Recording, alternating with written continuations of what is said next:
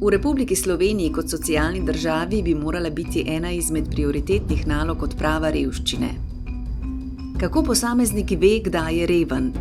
Po oceni Računskega sodišča država pojma revščine nima definiranega na način, ki bi posamezniku omogočal zavedanje, kdaj se uvršča pod ali nad mejo revščine, kar bi mu pomagalo spoznati, kdaj je upravičen do pomoči. Glede na statistične kazalnike je leta 2020 kar vsak 8. prebivalec živel pod pragom tveganja revščine in vsak 7. v tveganju socialne izključenosti.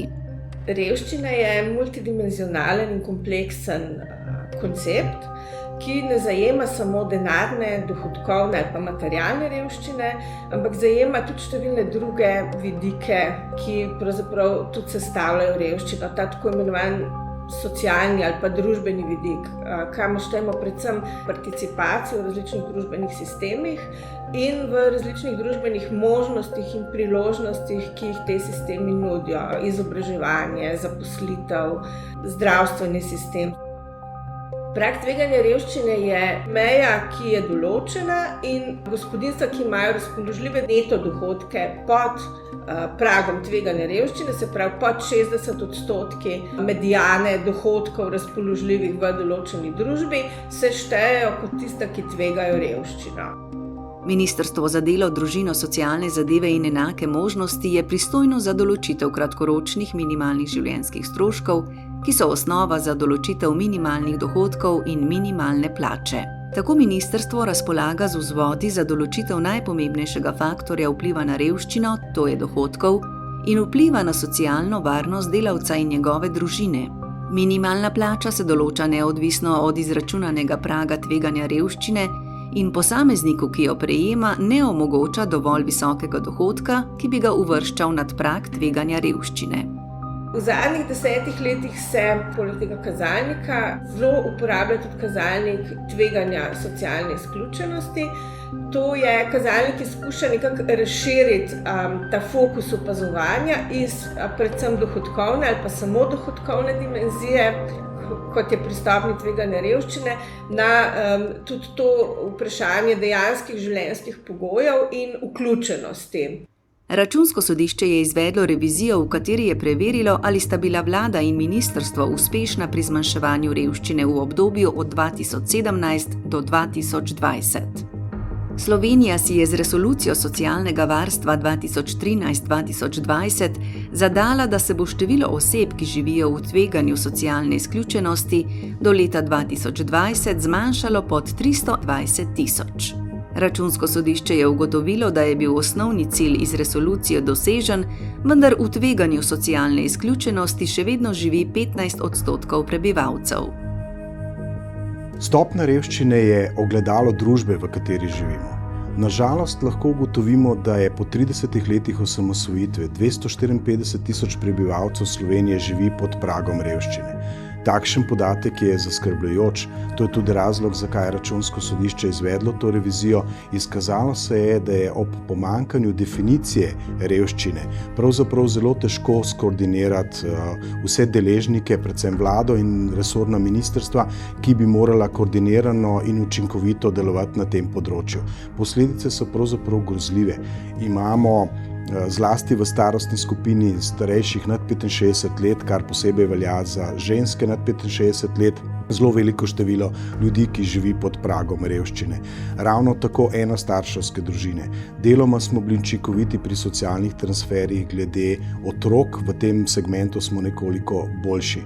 Računsko sodišče seveda izrazito pozdravlja vse iniciative zasebne pri zbiranju sredstev za različne namene, zlasti tiste, ki potrebuje seveda socialne pomoči in tudi kakšna druga pomoč, vendar gostota teh projektov in akcij, ki se jih Slovenci seveda zelo radi udeležujejo, govori o tem, da je država pravzaprav padla na izpitu zagotavljanja socialne države, to, kar od nas ustava zahteva. Sicer so zadnji podatki o stopnji tveganja revščine in tudi stopnji socialne izključenosti na voljo za leto 2020. Pri čemer je treba tudi povedati, da podatki sicer se nanašajo na leto 2020, vendar so preračunani na dohodkih iz leta 2019. Tako da podatki, če ne zajemajo te kompleksnosti socialnih situacij, ki so se zgodile v letu 2020, se pravi v tem covidnem letu, v bistvu je to, kar podatki kažejo, še odraz nekega dogajanja pred tem. Katere pravice pripadajo posamezniku, če si preživetja ne more zagotoviti sam? Sistem pravic do javnih sredstev, ki je obsežen in razvejan med mnoge izplačevalce, upravičencem do pomoči predstavlja oviro pri njihovem uveljavljanju. Ministrstvo nima celovitega pregleda nad tem področjem, saj tudi drugi deležniki s svojim delovanjem vplivajo na socialni položaj posameznikov in družin, ministrstvo pa teh podatkov ne spremlja in ne analizira. To bi bilo nujno za načrtovanje, izvajanje in koordiniranje ukrepov. Ministrstvo izplačuje različne oblike socialnih transferjev, katerih vpliv na zmanjševanje revščine je različen. Neposreden vpliv imajo le denarna socialna pomoč, izredna socialna pomoč in varstveni dodatek. Ostali socialni transferji ministrstva pa upravičencem pripadajo ne glede na njihovo materialno stanje. Poleg tega pa bi bilo potrebno z vidika uspešnosti, učinkovitosti teh ukrepov tudi omogočiti nekako ljudem, da so informirani o svojih pravicah in o svojih priložnostih in možnostih, ki v družbi obstajajo, ki so v družbi na razpolago. Je pa seveda, govorimo o potencialno vsaj ranljivih delih populacije, za katere ni dovolj, da imajo na mizi zgibanko, za katere ni dovolj, da imajo na internetu opis vseh pravic, hkrati s pogoji, določili, vlogami in podobno, ampak pogosto potrebujejo zelo običajno, preprosto razlago, do česa so pravzaprav upravičeni. Računsko sodišče meni, da sta bila vlada in ministrstvo s svojim delovanjem pri zmanjševanju revščine v obdobju od 2017 do 2020 delno uspešna. Pri tem je treba posebej opozoriti, da se je obdobje veljavnosti resolucije z letom 2020 izteklo, nov dokument pa še ni bil pripravljen in sprejet. Odsotnost takšnega dokumenta predstavlja odsotnost socialne politike Republike Slovenije, ki bi določala načrtovano izvajanje ustreznih ukrepov na tem področju. Računsko sodišče je zato ministrstvo in vlado pozvalo, da dokument pripravita in posredujeta Državnemu zboru v sprejem. Računsko sodišče želi s to revizijo poudariti nekaj pomembnih elementov. Prvič, da vsak posameznik sam razume, kdaj za njega pravzaprav nastopi položaj revščine in kdaj lahko od države pričakuje razumno reakcijo, ki njemu tudi zagotavlja neke vrste primerno dostojanstvo v skladu z socialno državo, s katero Slovenija je.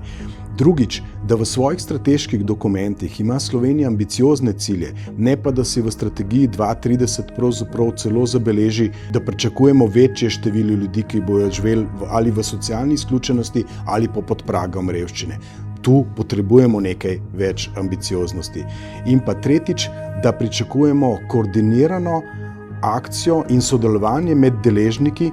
To ni prvič, da v revizijah ugotavljamo, potrebujemo enostavno neko koordiniran način delovanja državnih organov in tudi vseh tistih organov, ki so pravzaprav ustanovljeni za to, da preprečujejo revščino in delujejo na socialen način v dobro vseh prebivalcev Slovenije.